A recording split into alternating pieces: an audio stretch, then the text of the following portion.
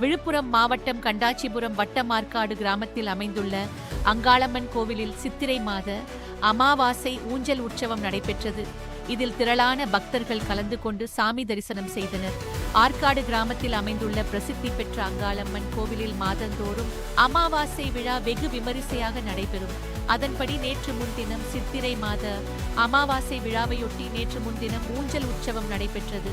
இதனை முன்னிட்டு அதிகாலையில் கோவில் நடை திறக்கப்பட்டு கருவறையில் உள்ள அம்மனுக்கும் சிவபெருமானுக்கும் பால், தயிர், சந்தனம், மஞ்சள், குங்குமம், விபூதி, இளநீர், பஞ்சாமிர்தம், தேன், பன்னீர் உள்ளிட்ட பல்வேறு வகையான வாசனை திரவிய பொருட்களால் அபிஷேகம் செய்யப்பட்டு சாமிக்கு தங்க கவசம் அணிவிக்கப்பட்டது.